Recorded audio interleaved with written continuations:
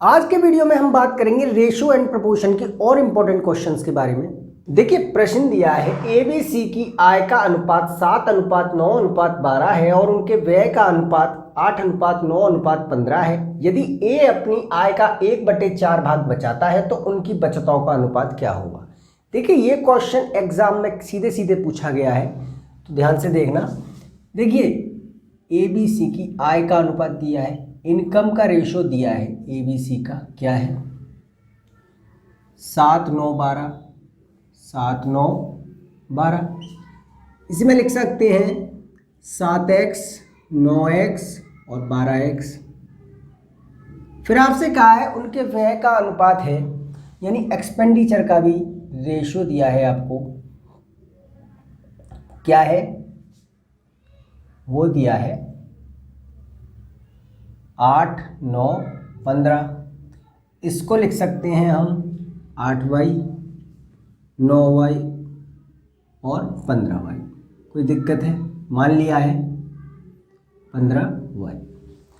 फिर कहा है A अपनी आय का 1/4 भाग बचाता है, यानी कि A जो है अपनी आय का सेविंग कर रहा है। A कितना 1/4 भाग अपनी आय का, यही तो कहा है, ये कहा है, यानी 1/4 भाग वो बचा रहा है। तो खर्चा कितना कर रहा है, खर्चा तो करेगा ना, एक्सपेंडिचर कर रहा है A, एक्सपेंडिचर कर रहा है A कितना 1/4 भाग बचा रहा है, तो 3/4 भाग खर्च कर रहा है अपनी आय का, कर रहा है या नहीं। अब एक बात बताइए, उसका खर्चा A का पहले कितना था 8y था, तो 8y यहाँ लिख दिया, ये आपका 3/4। इनकम क्या है A की, वो है 7x, यानी ये 32y, ये 21x। x और y का अनुपात बना लीजिए, x और y का अनुपात आएगा आपका 32:21। यहाँ तक क्लियर है। ये आ गया आपका अनुपात। इससे आप ये निकाल सकते हैं इनकम, यानी कि x की जगह आप 32 रख दीजिए और y की जगह 21 रख दीजिए, तो क्या आएगा, ये 7 दूनी 14, 7 × 21 और 1 22, ये 9 दूनी 18, 9 × 27 और 1 28, ये 12 दूनी 24, ये आपका 38। ये कितना हो जाएगा, 21 में इसका गुणा करेंगे तो ये 168 रेशो, ये कितना हो जाएगा 189। ये हो जाएगा 15 एकम 15, 1 15 दूनी 30, 30 और 1 31।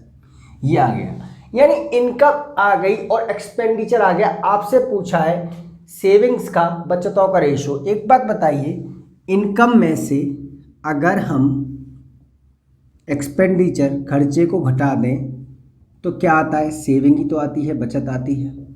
तो आप इसमें से इसे घटा देंगे तो आपका अनुपात आ जाएगा सेविंग का, ABC के सेविंग का अनुपात आ जाएगा।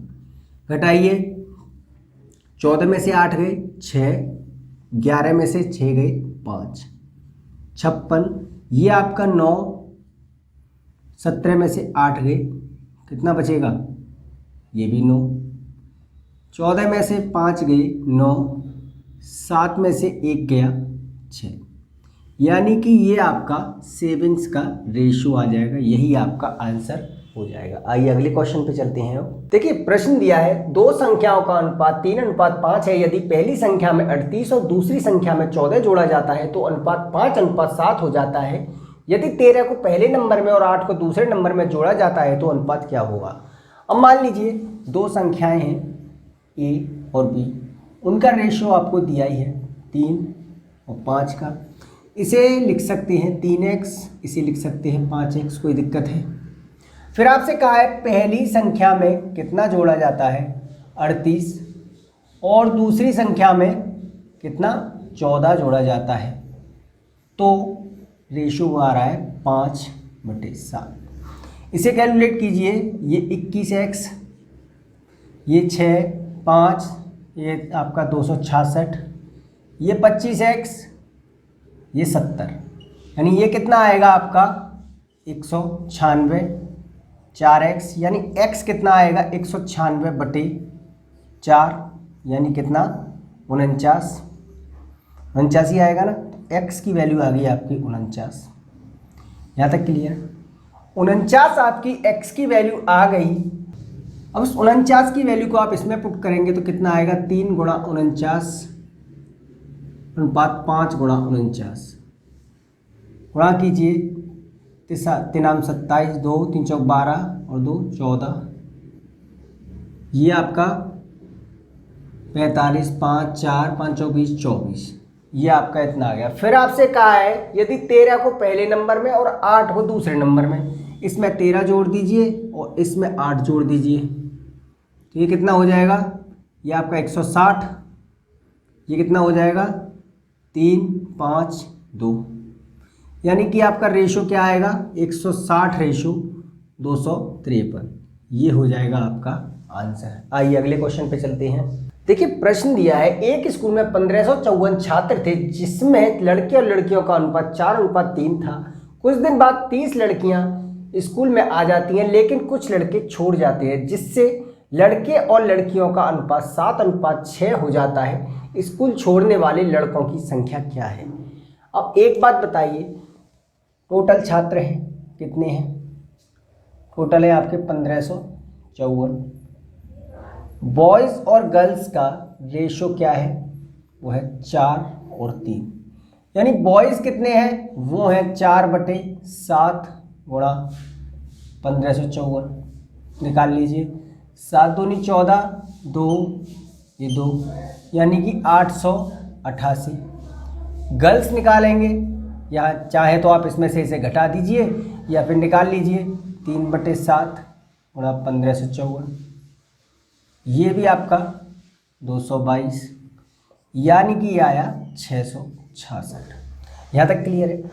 लड़के हैं 888 और लड़कियां हैं 666। फिर आपसे कहा है लेकिन कुछ लड़के छोड़ जाते हैं, उससे पहले कहा है कुछ दिन बाद 30 लड़कियां स्कूल में आ जाती हैं, यानी कि 666 तो थी, 30 और आ जाती हैं तो कितनी हो गई? 696 हो गई लड़कियां। कुछ लड़के छोड़ जाते हैं, कुछ लड़के हैं जो छोड़ गए हैं, मान लीजिए जो छोड़ के गए हैं लड़के, उनको आप x मान लीजिए।